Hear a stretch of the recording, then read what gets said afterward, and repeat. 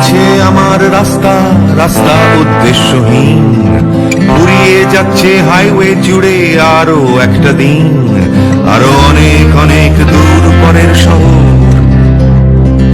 চলতে হবে আমায় রাত্রি ভোর, নেই যে আমার কোনো অবসর।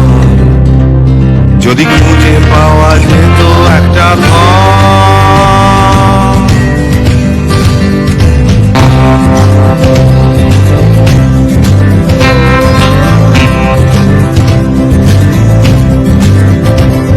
আমি বেরিয়ে পড়েছিলাম ফেলে হাজার পিছু টান। ছিল না গন্তব্য, শুধু ছিল অনেক গান। সেই গানগুলো আজ গেছে কোথায় পড়ে, আমার অজান্তেই রাস্তার ধারে। যদি খুঁজে পাওয়া যেত হঠাৎ করে, যদি খুঁজে পাওয়া যেত ঠিকানা, কোথাও আছে আমার জন্য অপেক্ষায়। আসসালামু আলাইকুম দর্শক, তো দেখতেই পাচ্ছেন এখন আমরা বদরের প্রান্তরের সেই কবরস্থান যেটা, সেই বাকিতে আমরা অবস্থান করতেছি। এখানে সেই 13 জন সাহাবীর নাম এখানে উল্লেখ করা আছে। এই যে 13 জন। তো দর্শক দেখতেই পাচ্ছেন এখানে সেই সব কবরগুলো এখানে সাহিত্য আছে। বদর প্রান্তরে 13 জন যে সাহাবী যারা শাহাদাত বরণ করেছিলেন তাদের কবরটা হলো এই যে এখানে।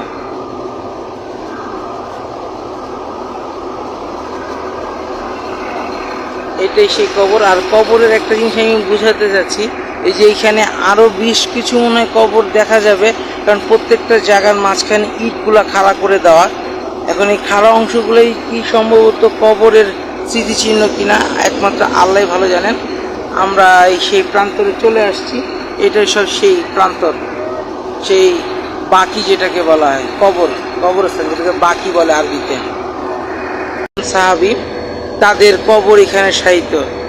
এখন এই জায়গাটা পুরোটাই ঘেরা দেওয়া।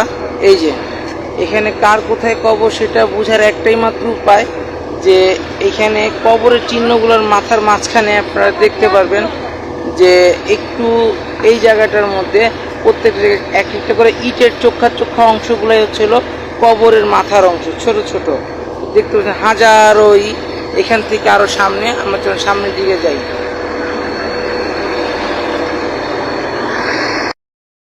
এই যে দেখতেই পাচ্ছেন বদরের প্রান্তরে সেই সাহাবাদের কবর। আমরা একটু আরো সামনে যাই।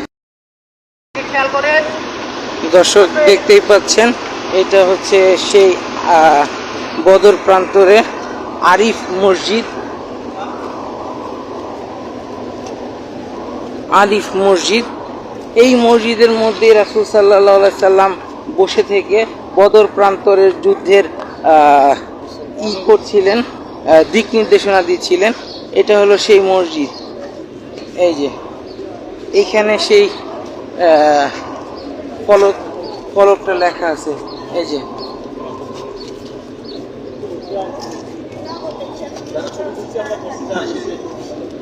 এই যে এটা হলো মসজিদেরই। আমরা একটু ভিতরটা দেখায় দিই।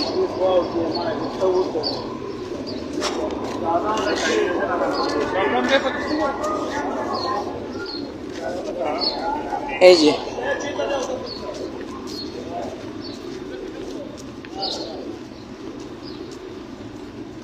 এই যে সেই মসজিদের অংশ আমরা দেখাচ্ছি।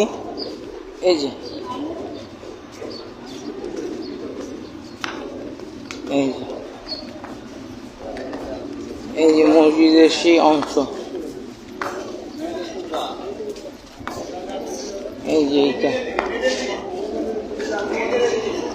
এই যে এদিক দিয়ে হচ্ছে হলো সেই স্থান। আমরা এদিক দিয়ে দেখাই।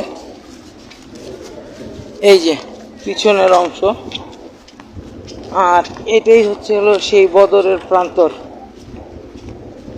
এই যে এটাই হচ্ছে সেই বদরের পুরোটা প্রান্তর যা আপনারা দেখতে পাচ্ছেন।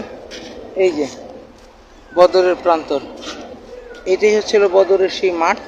এখানেই হচ্ছে হলো সেই রাসূল সাল্লাল্লাহু সাল্লামের নির্দেশে 313 জন সাহাবী কাফেরদের বিরুদ্ধে যুদ্ধ করে, যেখানে হচ্ছে আপনার 14 জন সাহাবী শাহাদাত বরণ করে। এখানে শাহিদ আছে হচ্ছে 13 জন। এটি হচ্ছে হলো সেই স্থান। আমরা একত্রে থাকি আছেন। হ্যাঁ, এটাই হচ্ছে হলো সেই জায়গা। এইটা হ্যাঁ। তো দর্শক এটা দেখে ফেললাম, চলুন আমরা 1 মিনিটের ভিতরে এইখানকার মসজিদের দিকে চলে যাই। চলো আমরা সালাদটা আদায় করে চলে এসে পড়ি। এটাই তো দর্শক, আমরা আস্তে আস্তে এখন ভিতরে ঢুকছি। দেখতেই পাচ্ছেন মসজিদে ঢোকার গেট এবং আমার হাতের ডান সাইডে জুতা রাখার বাক্স। তো আমরা মূল ফটকে চলে যাব। এই যে মূল ফটকের গেট দিয়ে আমরা ভিতরে ঢুকে গেলাম। আর দেখতেই পাচ্ছেন মসজিদের কারুকাজ কত সুন্দর। একটা জিনিস বলে রাখা ভালো, রাসূল সাল্লাল্লাহু আলাইহি সাল্লামের সময় কিন্তু বদরের মসজিদটা এরকম ছিল না। এটা রাসূল সাল্লাল্লাহু আলাইহি সাল্লামের একটা তাঁবু হিসেবে ব্যবহৃত ছিল এবং এক পাশের একটি তাঁবুতে তিনি সালাত আদায় করতেন সাহাবীদেরকে নিয়ে। তো সেই ক্ষেত্রে এই স্থানটাকে কেন্দ্র করে পরবর্তী সময় বাদশার নির্দেশে এইখানে এই মসজিদটা নির্মিত হয় এবং এই মসজিদের নাম দেওয়া হয় মসজিদে আরিশ। আরিশ শব্দের অর্থ আপনারা জেনে থাকবেন, আরবিতে বলা হয় আরিশ, যার বাংলা অর্থ হচ্ছে হলো ছায়া। আসলে এই মসজিদের স্থান থেকেই রাসূল সাল্লাল্লাহু আলাইহি সাল্লাম ও সাহাবায়ে কেরামরা ছায়া পাচ্ছিলেন যুদ্ধের ক্ষেত্রে, যুদ্ধ পরিচালনার জন্য। এবং এই স্থানেই জিবরিল আমিনের মাধ্যমে আল্লাহ তাআলা রাসূল সাল্লাল্লাহু আলাইহি সাল্লামের কাছে ফরমান পেশ করেন এবং এই ফরমান পেশের মাধ্যমেই রাসূল সাল্লাল্লাহু আলাইহি সাল্লামের যুদ্ধে হাজার হাজার অগণিত ফেরেশতা যুদ্ধ করার জন্য আসমান থেকে জমিনে নেমে আসেন।